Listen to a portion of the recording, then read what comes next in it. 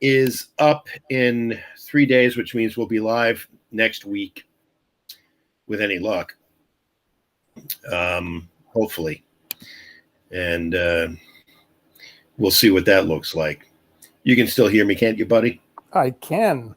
All right, good. All right, let's get the live link up here. There's our show right there. Here's our show right here. I'm going to grab the link. Perfect. Share it on my page too, Seth, can you? I will, yep. I sure will, pal. All right. Go to the Seth and Jack Show page. Manage the page, manage the group. Okay, well, I don't think I'll have to do that. So, Jack, plenty of stories today. Let me know, Seth. Let me know, of course, if we have, if Noel comes on or anyone else that has nothing to do on a Friday night. Right, exactly. Exactly. Okay. All right, so there's the link. That's up. We're already up and running on the YouTubes. Thank you for tuning in. And go over to your page, Jack. I'll share it there as well, and then we'll be up and running. So you were on the bench yesterday, were you not, my friend? I was. Yeah. And was the weather cooperating or what? What was the story there? It was beautiful. Yeah. When John and I were on the bench, it was the most beautiful day. And then, of course, in the middle of sitting there, John realizes that he's just about missed a conference call. I feel so sorry for him. And he hates it. I mean, he's gotten a taste of not having to plan anything in his life. Yeah. Yeah. And that's why he will forget totally that he's got some kind of a client conference call.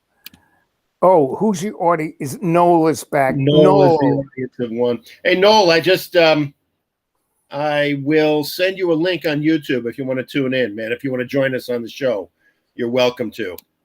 Jack and I are extending an invitation. You can come on if you want. And they're extremely rare, these invitations.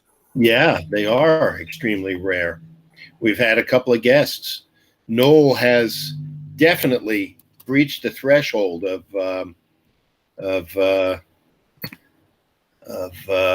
attendance. Attendance in order to. There we go. He gets an A for attendance, Seth. He gets an A for attendance. Well, I mean, if you're going to be in the audience, why not be on the fucking show? That's right. So, Jack, I was mentioning earlier that we have. It's 8:01. It's 8:01 p.m. Jack. You know what that means? Tell me. It means it's time for traffic and weather together. Okay. On the ones, traffic and weather together here on the ones on the Seth and Jack Show. All right. Whatever given, ever stuck, and just south of the Fresh Food Market on 23 Jewel. Nothing doing north or south. Let's head to the north. You can see Gaper delays real heavy here, especially as you get closer to Great Bitter Lake, where everyone's just stuck and bitter themselves. Heading up to the north, nothing doing here too. Breaks all the way up to the Port Syed. Same to the south too. Suez Gulf looking pretty heavy, nowhere going anywhere. And this extends all the way out to the Red Sea. Red Sea more like red brake lights for the as far as the eye can see. Now your alternates as we zoom in out here and look to the south around the Ethiopian coast, Djibouti, nothing doing there. We're going to have to go all the way around down south. Now, your alternate Madagascar, you can go left or right. Both lanes are open all the way around Cape Horn. Now, this will take you 10 days. It'll certainly save you the 5 or 6. You'll be stuck there. Seth. Holy shit. Did you see how many friggin' boats there are parked around Madagascar? You know something, Seth? Would you please post that to my page right now? Yeah, well, I can find it again. Yeah, absolutely. That is priceless. Isn't that funny?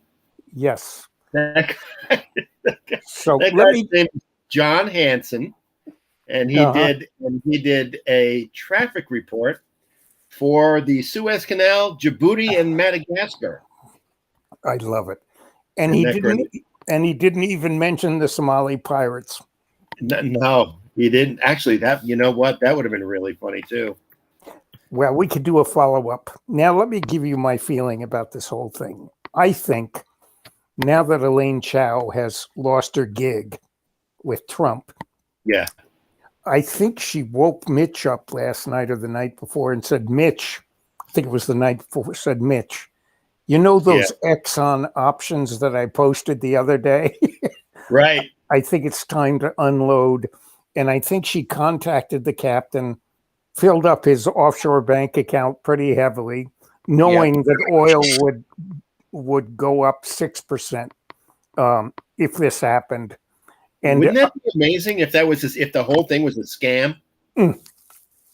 I tell you, what a way to make billions overnight. All you have to do is pay off a tanker pilot or captain. Yeah. Yeah. And so let's talk about what the odds of that are, because as they say, if you've ever been canoeing, like if you've been in a high wind, it's impossible to control a canoe in the high wind because your profile is just, there's no resistance. You're just getting pushed sideways. And that reportedly is what happened to this boat, which is the size of the Empire State Building. Why hasn't this happened to any boat before this is the question. I don't think there's been a boat this big that's gone through that. Maybe that's like a ridiculously gullible thing to say. I have no idea about the traffic that goes through the frickin' Suez Canal. I have zero idea about that. But it just shows, if you're paying attention, anybody who's paying attention can see climate change is killing our global economy and our regional economies. Within the past 4 weeks, Texas, people freezing to death in their homes in Texas, at least 100 people dead because of the Greg Abbott mismanagement of the Texas energy regulations and infrastructure. Mm-hmm. Republican governance is antithetical to modern reality. It is an oxymoron, Seth. It is. You're right. It doesn't make any sense at all. And then in the Suez Canal, hey man, I'm sorry, but high winds in the Suez Canal. Okay. All right. There's no slam dunk climate consequence here either. But what there is pretty clear evidence of the lack of resilience in our global supply chains. Well, that's true. I want to talk about my day, where I spent a lot of the day out working on the sewage storage tanks, realizing with these guys that the motor was bad and suffering 3 separate lightning storms coming through in March. So this is a climate change thread that you're going on? Yeah. Okay. Of course it is. Yep. And it was bizarre. It would rain like stink for 5 minutes, and then for 45 minutes it would be clear, and then lightning and thunder. It would rain like stink. This is March in Maine, Seth. Yeah. Doesn't happen that often, does it? It's extremely rare. And the winter we had was I bought a snowblower. Bad plan. It was a bad plan. I bought a very lightweight snowblower. Right. Electric snowblower. Yeah. It was easy. It easily handled the one snowstorm that we had. By the way, Jack, my snowblower didn't leave the shed last year either, Jack. Yep. Starting to get it? Does Maine not have the North Carolina of 1990 climate? Oh, I thought when you said starting to get it, I thought you meant that you were just a lazy fuck. No. Okay. No. So it's climate change related. Why would I say that to you? You torture me about that all the fucking time. Yeah. Well, all the time. Yes. And you're right, by the way. I'm just packing on weight like ridiculously. I was reading about the universe expanding today. They've got a much more accurate idea of the speed of the expansion, and I was thinking of you. Because of my rapidly expanding waistline? Is that where you're going with that? Or is it my global grip on my grip on astrophysics that too. Yeah, That too. Yes. Speaking of astrophysics, Jack, here's a cool little thing. Apparently, the Russians, and I think Jimmy has joined us. Jim from the intelligence world. Apparently, the Russians have a new toy that they were testing the other day. You want to hear about it? Please. The next test launch of the Zircon hypersonic cruise missile took place in the White Sea. Echo. The target of the rocket launched from the board of the frigate Admiral Gorshkov was at the Shiza test range at a distance of more than 350 kilometers. The rocket's flight speed exceeded Mach 8. According to objective control data, the coastal target was successfully hit.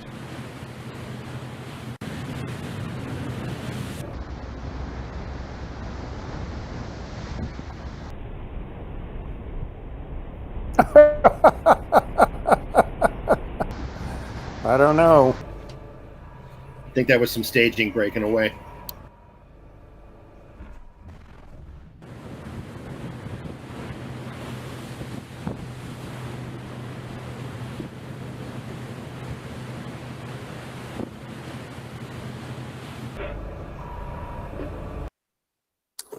Well, there's a creative video. There's a little video show and tell about Noel's not joining us. Noel wants to remain in the shadows, Jack. okay. But there's a little creative Russian show and tell on the Mach 8 nuclear missile that they have that they're threatening us with. You know, of course, that the coastal target they're talking about that was successfully hit, Seth, that's the Red Sea. Right. I mean, I know that we have technology. And remember in the Cold War when, Russia would come out with some technology and we would come out with some matching technology, and there would be this arms race that would be kind of quasi-public because you had a panicking population of Americans that were worried about a Russian moon or a cosmonaut circling the Earth and throwing missiles down upon the United States.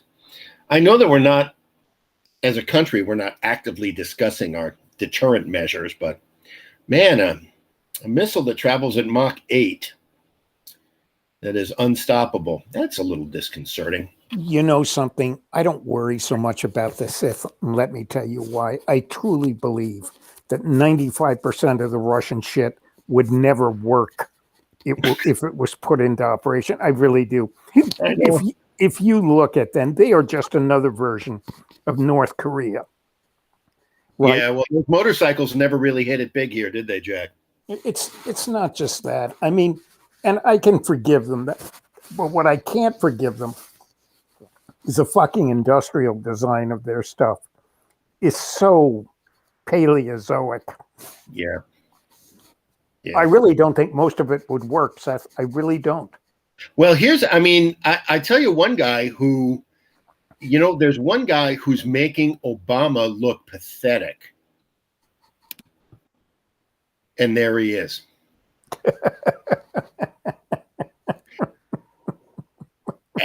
Did you see his press conference the other day? It was monumental. It was scripted, and I know that the right-wing talking heads had a lot of problems with that. Right.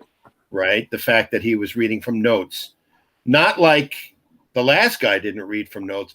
I want no quid pro quo. I want nothing. Remember that? Remember those notes written in Sharpie? The thing is, the last president couldn't read, and that was a problem. That's why it was in Sharpie. Yes. This president not only can read, he can speak at great detail about the shit that he's getting done for the country. That's right. And the difference between the Obama administration and the Biden administration, I was not a huge Obama fan. I've been kind of quietly keeping that to myself all these years. But I felt that Obama practiced a form of politics that was political malpractice. It was weak. It was milquetoast. I think he was unfortunately joined to an idea about his own political prowess, given the obstruction of the Republicans, that kind of neutered his ability to govern. And I think Donald Trump is the best thing that ever happened to this country, because it has given us the ability to govern in the way that the country needs to be governed. And Joe Biden is just not looking back. Yep. And he's crushing it. The guy's got a great approval rating. The only thing that's going to get in his way is his own age. Right. He says the other day, he says, you know, I expect to run again. That's my expectation, that I'll run again. But who the hell knows? Well, that's what he's supposed to say. It's very smart. He's got a list of shit that he wants to talk about, right? And then he goes on and he gets up on the podium and he calls on the people to talk about the things he wants to talk about. And then when they went off script, he was like, guys, I'm working on the fucking plague and the Great Depression at one time. That's my job right now. That's what I'm trying to do. The next thing I'm going to do, I'm going to fix your roads and bridges. That's another thing I'm going to do. And by the way, I'm going to take us into the 21st century, and I'm going to vanquish our economic enemies. How's that sound? Good? You like that sound? You like the way that sounds? At the same time, Seth, you could have put a fish sandwich in office and would have had a better approval rating than Trump. Yeah, but we didn't. No, I am as enthusiastic as you are, and I am just waiting till Kamala takes over, because she's going to kick some cracker ass. Well, maybe she will. But my fear is that Joe Biden's ability to get things done is synonymous with his demeanor. I agree. He's not saying fuck you. That's Kamala. right. Kamala would be saying fuck you. No, fuck you. Yeah. Fuck you. Yep. And if you want to revive a white supremacist opposition and give it more legs, tell them fuck you overtly. I think we need to nice them to death and then say fuck you. Well, she has a wonderful smile, and she is very good at nicing people to death. Here's the thing, Seth. We are looking at something we really didn't predict. And we are looking at a states' rights issue that has overtaken the country. This is the next battlefield. What do you think? Okay. What's it look like? I think it looks like this. I think it looks, and obviously all you have to do is read the news where you're in Georgia, you're not allowed to give a drink to somebody standing in line to vote. That'll tell you everything you need to know about this. Okay. So what we're looking at is a super whammy from the feds, which includes getting rid of the filibuster to squash all these Republican states' rights people. That's what we're looking at. Okay. Maybe that's a good segue. In one way, it's a good segue to talk about our friend J.D. Vance. Mm-hmm. Now, you remember J.D. Vance from his book, Hillbilly Elegy, that we... Good God, Jack. When did we talk about this book? 2016, 2015, 2017? Something like that. The great... The great and late, our good friend Leonard Lookner turned me on to that book. Mm-hmm. And its companion, American Nations. Right.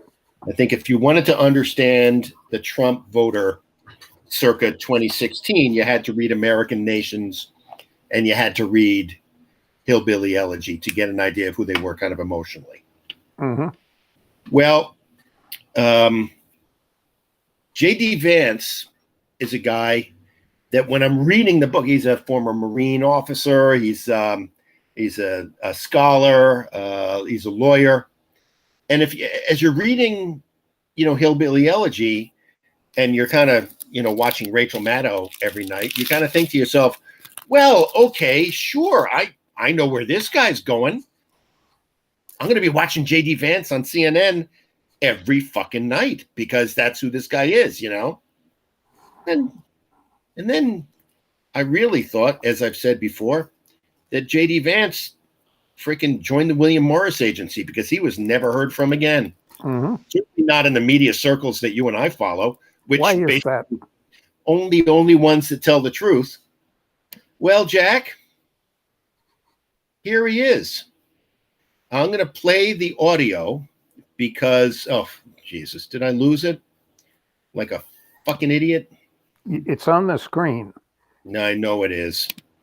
I know it is, but it's not queued up. I wanted to play you the audio. JD Vance has turned into a kind of Republican apologist. Really? And he's turned into. I can get the. It's Laura Ingram, and it's Quake Media. So I'm gonna see if I can get the audio up here for us, and get JD Vance's interview on Quake Media up. So it's Quake. I think Quake is one of those Laura Ingram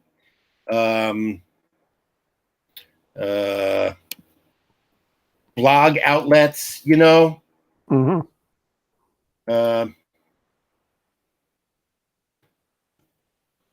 See if I can get this interview up.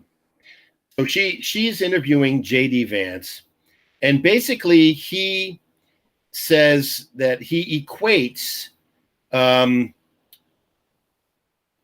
what's happening now in the realm of political correctness as a encouraging or the criticism of it as being white mediocrity.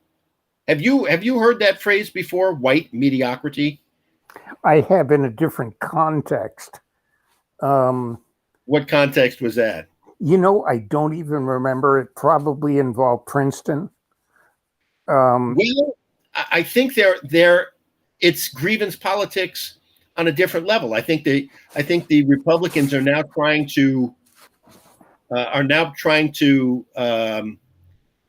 pretend that there are people like you and I who have had their positions elevated to the national public space, making fun of them. Boy, don't you and I wish? Mm-hmm. Oh yeah. You know, yeah, I can't find this fucking thing. At any rate, JD Vance is busy making excuses for why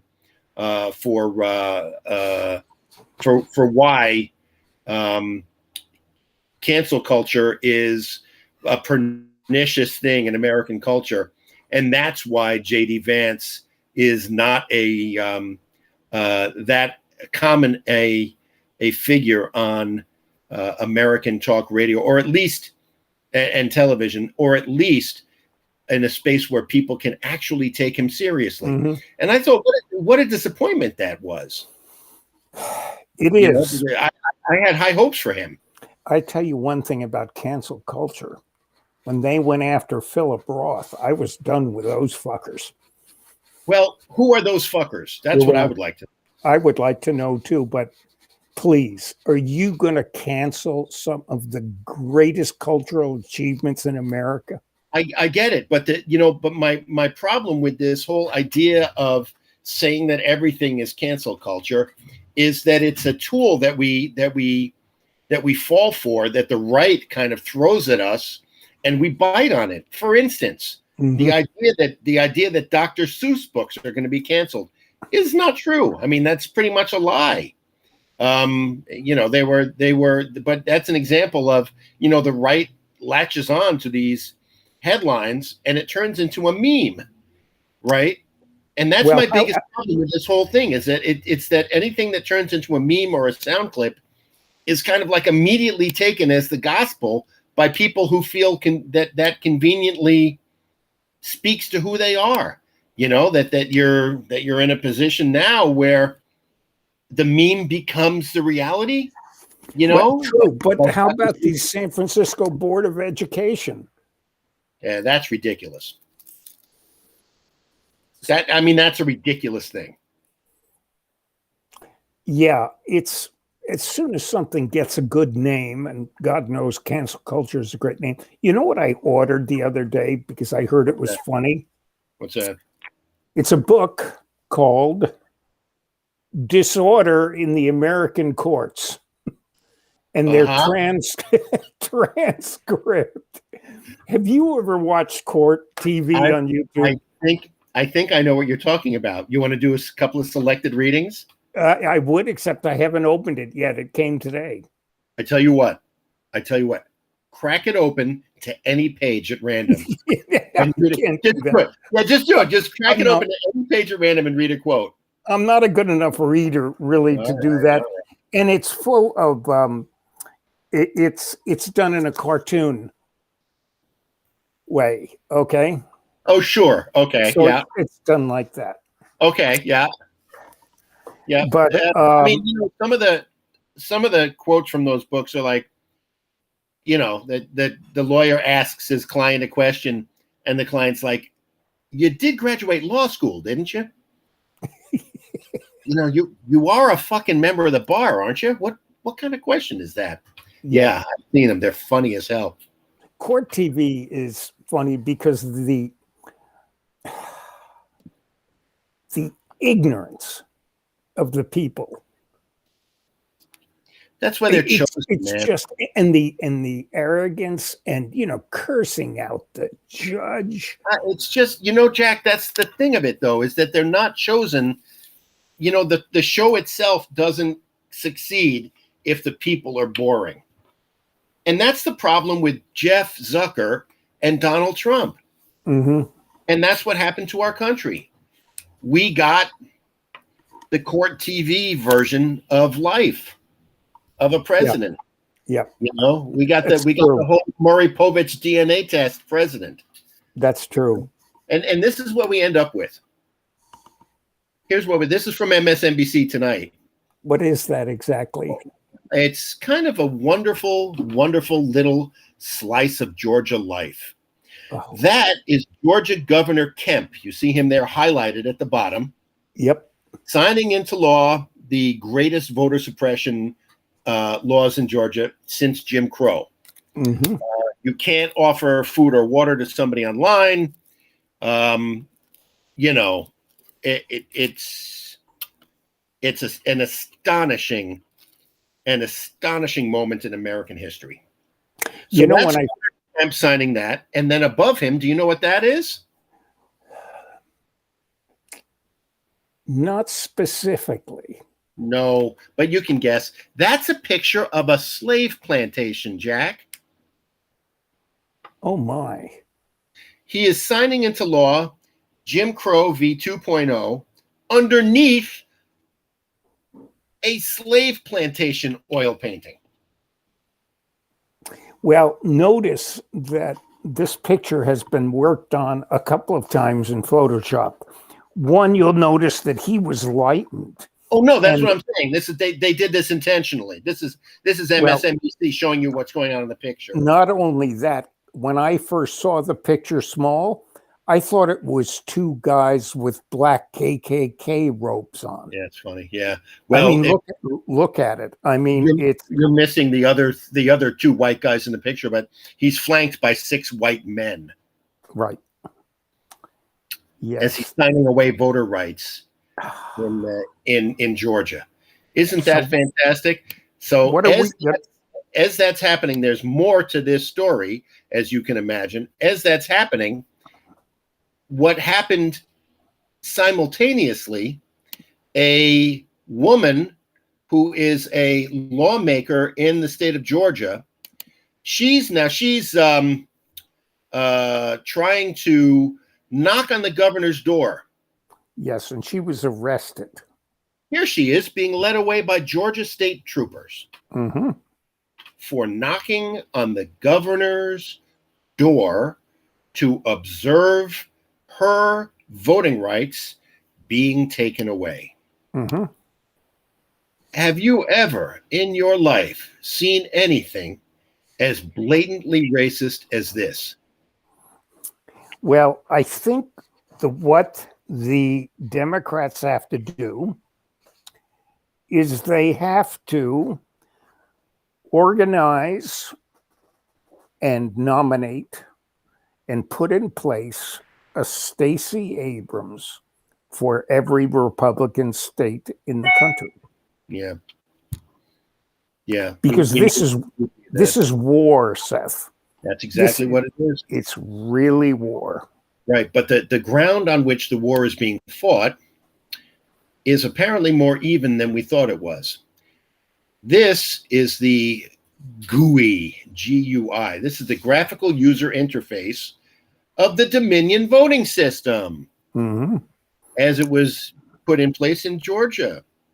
Have you thought of buying Dominion stock? I think it would be a very good idea at this point. Sure would. They're going to be a couple of trillion richer soon. Yeah. So they have Fox News has been sued by Dominion for $1.5 billion. And there's another $2 billion lawsuit for another voting company that they also attacked on Fox News. Are they also suing individuals like Rudy and everybody's getting sued? Yep. And so the Dominion. So Noel says, explain to me how they get away with this. Boy, that's a good question, Noel. I think the answer is because Black people have been disenfranchised in this country from the get-go. Black people have no rights in this country. Only white people have rights in this country. According to, when I was in college, in Brooklyn College, I learned the difference between two legal phrases: de facto and de jure. De facto is the way things actually are. That's the reality of it. It's the de facto reality. De jure is the way the law says it should be. What is recorded and codified? De jure. The de facto and the de jure are nowhere near each other in this country, and they never have been. Mm-hmm. Alternate facts. Yep. And that's why there's a movement. I want to make you aware of a space to watch, Mr. Churchill. Code as law. Code as law. Code as law is the phraseology that we will use when artificial intelligence takes over law enforcement and the courts. So the phrase code as law is a little esoteric now. It's a technology phrase, but it's going to start making its inroads. Mm-hmm. So when we talk about the tyranny of authoritarianism in this country, that is a great name for a band, Code as Law. Yeah, it is. When we think about the age of authoritarianism globally, and what Biden said in his press conference yesterday, he said, and the thing that I'll get to that in a second, but the thing that blew me away about Biden's press conference yesterday is he said, he was talking about, somebody said, are you afraid of the Republicans in 2024? He said, I don't even know if there's going to be a Republican Party in 2024. Oh, did he say that? I missed that. He laughed. He kind of laughed. He's like, and then he looked at the reporter. He's like, the fuck are you talking about? I don't even know if there's going to be a Republican Party in 2024. And then he realized what a gaffe it was and then moved on to the next thing, and nobody paid attention to it. I didn't see anything about it in the news, but I watched the whole press conference. I saw it. Interesting. So, well, Biden said, go ahead, man. I was just going to say, Seth, that this is really where this fight is at the moment, the states' rights fight. It is, do the Democrats, which I hope they do, go all in with the filibuster, go all in with this, pass everything that they want to pass, in spite of Mitch McConnell saying we're going to play the same game when we're in power again, because they may never be. Yeah, They can go fuck themselves. When Yeah, you're that's in right. power, when you're in power again, there's going to be 20% fewer white people That's right. the next time you have a chance to get in power. That's exactly right. And so do the Democrats say, fuck it. This is it. We're all in. We're going to take over this government. We're not going to allow the Republicans back. We've seen what they've done, and they will never be allowed once again to rule this country. They can't. They No. can't be, because at the moment, what they stand for is voter suppression, overt racism, and I mean, they, dude. At least the fucking Nazis made the trains run on time. Yeah, I know. These idiots can't even insulate fucking oil pipes. Yep. So it's going to be all in on both sides, and you see it already with the Republicans, just the way they're messing with voting rights and have absolutely. There's nothing that there's no morality, there's no sanctity, there's nothing that they feel ashamed about. What are they doing? I don't know. I think they're going all in. Can you imagine? What is it, man? What is it that these people think is do they not think that people are watching? Do they not care? I mean, is white privilege and power, are they that terrified Do you remember of Americans just wanting to live the same life that they have? Remember a couple of years ago when we got into it on Facebook with that woman named Madeline? Remind me. The one that was dancer, choreographer, actress, writer / food stamps. Okay. Who complained ad infinitum. She's lived in New York. She lived in LA. She's lived in Chicago. They're all shitholes, but she moved to Atlanta and she loves it there.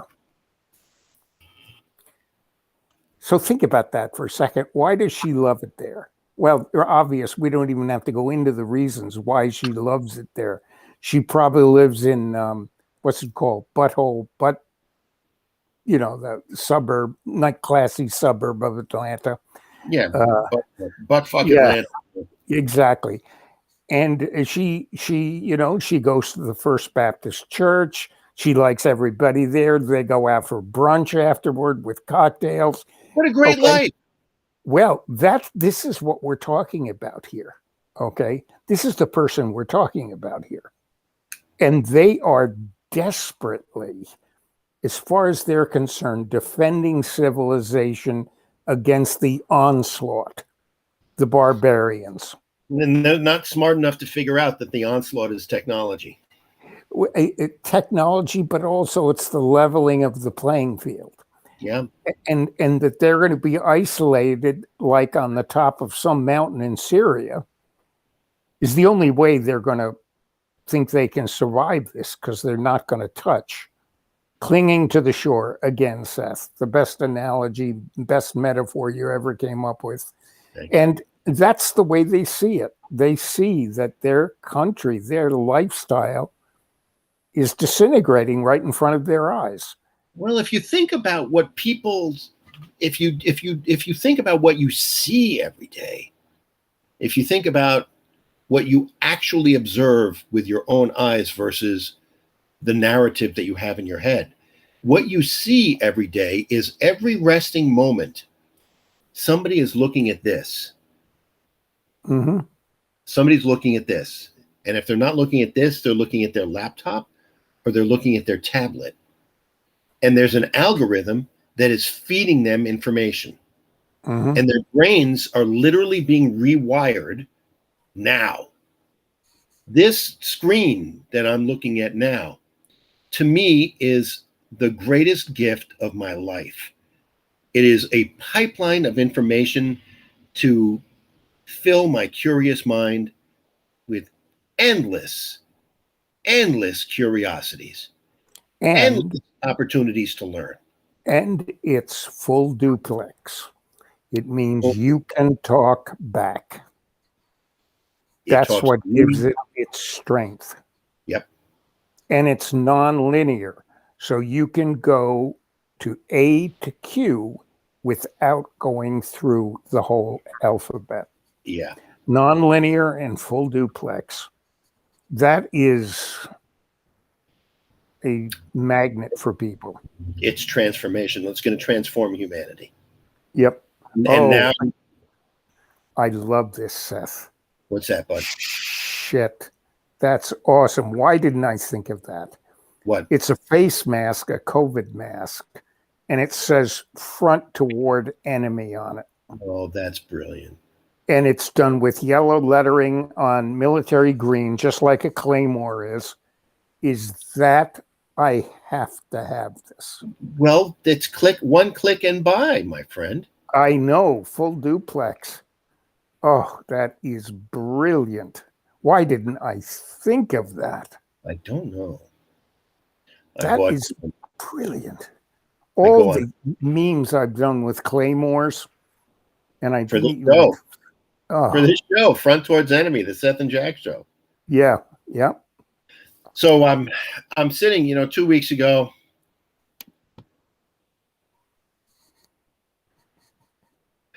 We're talking about Cy Vance.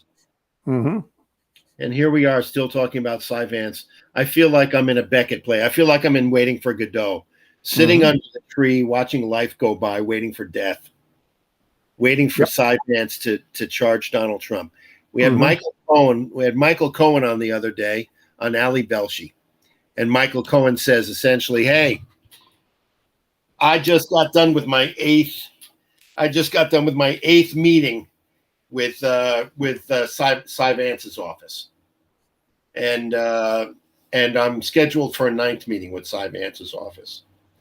And I'm not there because they're not going to charge him.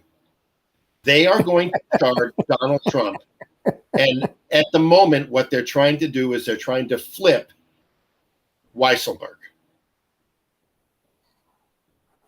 Weisselberg? I think it's Berg, but I could be wrong. Weisselberg, the CFO. Yes. So they're And basically his children. him. By putting pressure on his children, on his 2 boys.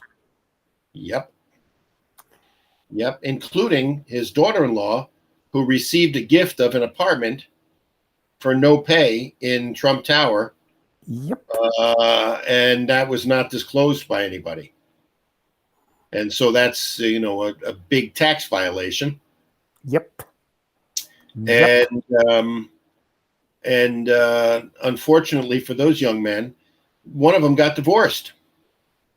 And the daughter is sitting there on TV. And the reporter says, so what do you think Cy Vance is going to be able to find out from Alan? And she says, anything they ask. Oh boy, I read that. That is a wonderful answer, isn't it? It is the greatest answer of all time. Thank you, Noel. I appreciate your appreciation of the Sahadi's t-shirt. You yourself can get one on Atlantic Avenue, just north of Court Street. I knew that. What you can also get is the Turkish Sirit pistachios, or whatever they're called, the more flavorful pistachios. Don't buy California pistachios, by the way, Jack. Are you friends with Giacomo Signorelli? I'm not, but I should be, because he's got him. Yeah. He posts some of the most wonderful art and pictures you've ever seen. A lot of classic black and white stuff, wonderful paintings. I mean, I've always wanted an assassin manservant named Giacomo. Well, I wanted one that was named Spartacus Agador. How'd that work out? Great. He's Guatemalan. Spartacus Agador. Agador Spartacus. Have you not Spartacus? Have you not seen The Birdcage? No. It is the funniest. Oh! Le Cage aux Folles. Wait, but the American one with Robin Williams and Nathan Lane? I'm so glad you said that, Jack. Apparently, do you know what's turning into a thing now? Tell me. Director's cuts. Yeah. Director's cuts are turning into a thing. And the reason that Robin Williams is important in this conversation is because apparently they used to, when they made Mrs. Doubtfire of Robin Williams and drag in 1983, the fucking executives got a hold of it and cut it into a Disney film. Yep. But there's an NC-17 director's cut version where Robin Williams goes fucking off and all of the scenes are cut together. Oh, that's great. And it's the director's cut of Mrs. Doubtfire. Oh, I'm going to check that out. No, you can't because it's not out. We need it out. There's this whole thing going on where people are demanding director's cuts. You can find things like this. Christopher Columbus. Anyway, well, let's talk about what's good on Netflix. Did you look at I'm out of stuff. I'm good. Let's go. Did you check the that chess film? I didn't, dude. The Dark Game. I think it's called The Dark Game. It's in my queue. It's in my queue. I will watch it, but I've been jammed. Right. Definitely. And then there's this Unit 42 with Mark Wahlberg, which, in fact, for one of these incredibly fast-paced shooting films, is quite good. Very tightly parallel cut and intelligent. Okay. Yeah. Oh, which one, Noel, are you talking about? Yeah, I think he's probably talking about the chess movie. But is it starring Hank Azaria? The chess movie, does it have Hank Azaria? Yes. Hank Azaria is one of our greatest character actors in this country. He really is. He is so good. And he does amazing voices. Did you know that he was employed the Queen's Gambit? No, the chess movie. It's called The Dark Game. Jack, is that what it is? I think it's called. But of course, the Queen's Gambit is one of the best series that they've done in a couple of years. Fabulous. Oh, wonderful. Absolutely fabulous. And this is good. It's not the Queen's Gambit, but it's worth watching, which is super cool. You know, the it's non-formulaic. The production quality on the Queen's Gambit was so high that you didn't realize it was a period piece. It just felt absolutely natural. It was the art direction, very much like the art direction in Chernobyl, which was literally perfect. I would watch Chernobyl again. I don't want to add it back. I don't want to add HBO back for no reason whatsoever. But Chernobyl was fantastic. Yes. The other thing worth watching is this next season of Formula One, which fascinates me. It's absolutely fascinating. It is. I just finished it. I don't even like Formula One, and I think it's really interesting. I'm going to make sure I want to find for you the, Jason Statham has had an unbelievable career, considering he was found on the street at Oxford Circus doing 3-Card Monte. Is that so? Yes, that's where Guy Ritchie discovered him and brought him in for a casting session for Lock, Stock, and Two Smoking Barrels. That is fabulous. Oh, what a career that boy has had, and he's good. Yeah, he's good. Jack, if you had to sit in a boat with Ted Cruz and Lindsey Graham, if you had, what would that feel like? Apparently, Ted Cruz and Lindsey Graham. Ted Cruz, have you heard this Ted Cruz video that's out now? This is the one where he. Oh, what is it? I saw something. He goes down to the Rio Grande with a bunch of fucking Republican senators. Yep. And they sit their asses down in a gunboat, and they're going up and down the Rio Grande River in a gunboat, passing, the places where, I don't know, a 9-year-old girl drowned the day before trying to cross the Rio Grande, and they're all wearing bulletproof vests. Look at these fucking idiots. Look at these fucking assholes. Look at these idiots with their tactical gear and they're on these gunboats which are run by the Texas Border Patrol, and they've got what do they have on the gunboats? They got 4 mounted squad assault weapons. They have 4 saws, right, with gigantic barrel ammunition clips to mow down the Mexicans as they cross the border. This country is almost beyond help. I'm sorry. Well, sorry. A small portion of it is. They don't small portion, Seth. 35% is small. No, it's not. 77 million is not 300 million. No, but it's a pretty big number. Anyway, the one is called with Wahlberg is called Mile 22, and it's worth watching. It's exciting. I just dislike Mark Wahlberg so much. I find it hard. I think he's a really good actor. He's just one of these Southie douchebags from Boston. Yeah, but to me, coming from New York, I really love those characters. And look at the great films that have come out of Boston. Mystic River.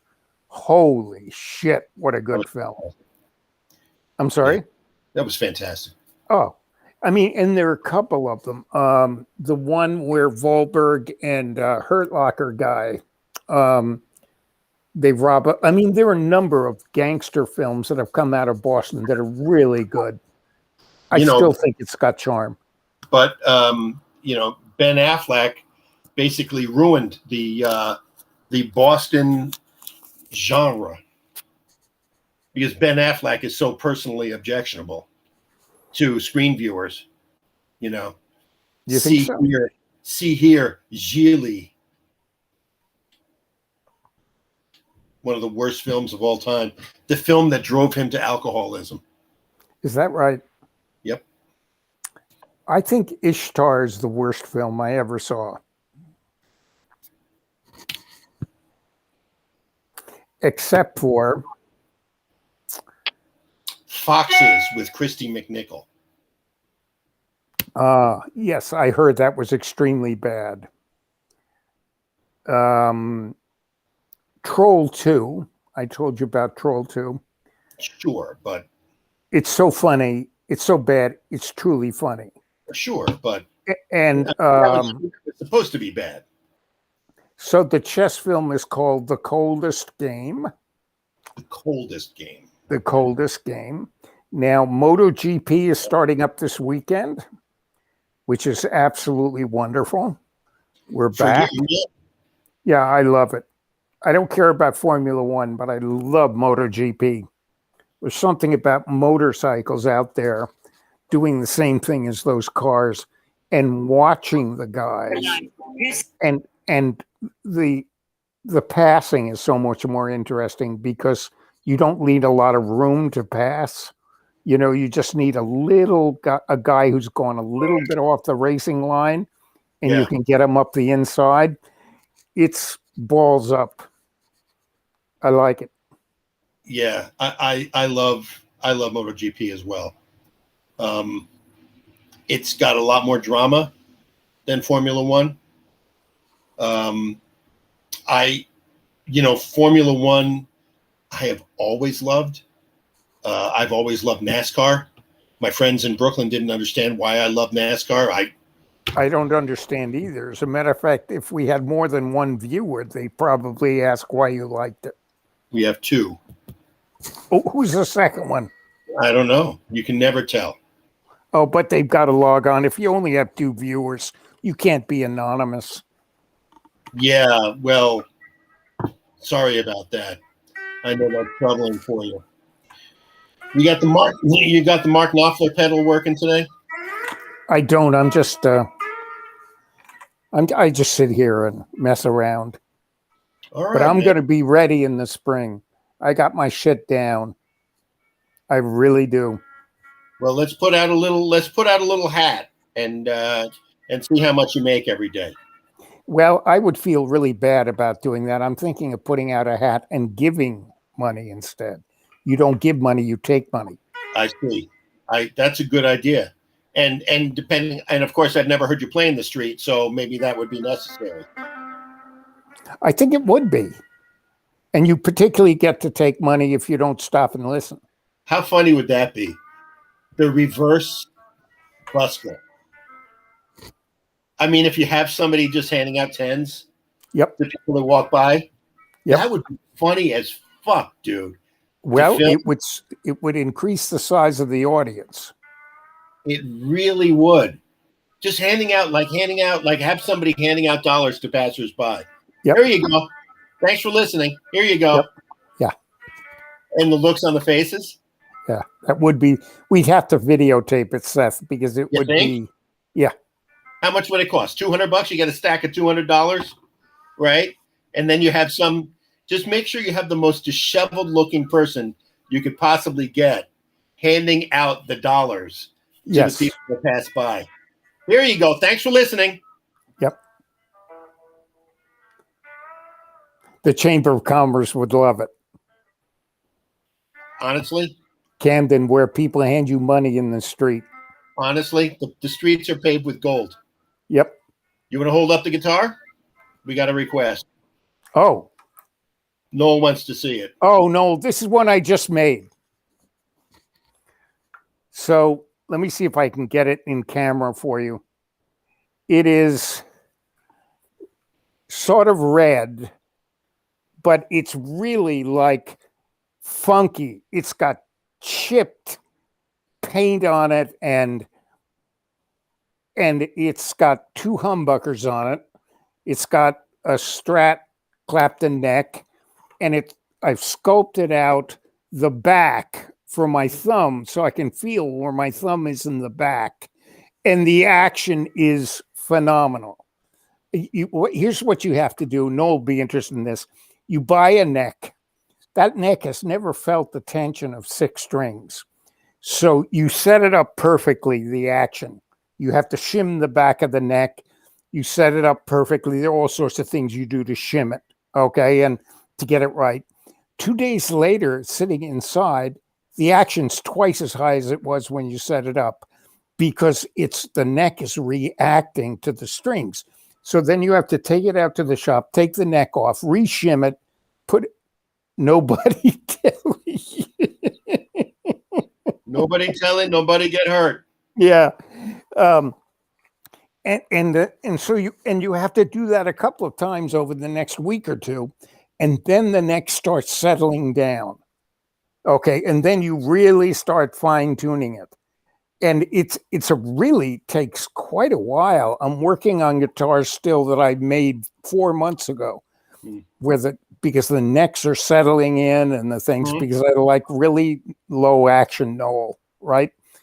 And then I'll file a fret or two, and now I have Noel. I play with a slide on my pinky, so I can play a riff, and then I can slide up to the 1, or I can slide up to the root note, and then just play regular fingers, and then slide up to the root note, and play again, and up to the root note or down, or so I combine the playing with the slide, and I built them so that they're cut out for the finger. You see there, so that I can still use my pinky to play, because I put it like this, and then when I use slide, I turn my hand sideways, and then back it with the next finger so it doesn't rattle all the strings. So you can still play with your pinky, but you have a slide. Oh, he likes it good, Noel. Noel says Cool. I'm he glad you like it. Noel, who insists on remaining in the shadows. Well, Jack, I guess that's about it.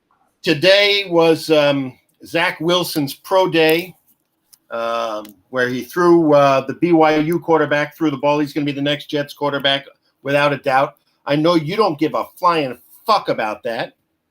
So that's the only other thing I had to talk about. And We will be live on the Facebook group next week.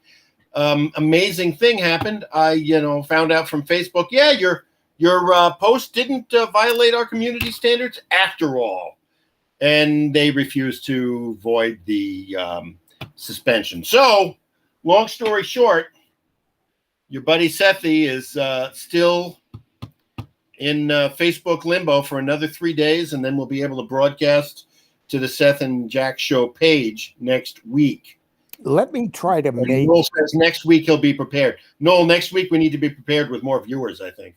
Yeah, I think this, Seth. I think I'm going to design you a patch that basically says I was immorally jailed in Facebook. We'll think of something better to say on it, but it basically is you're in jail by mistake. Okay. Yeah, basically like half the black men in jail. That's like me.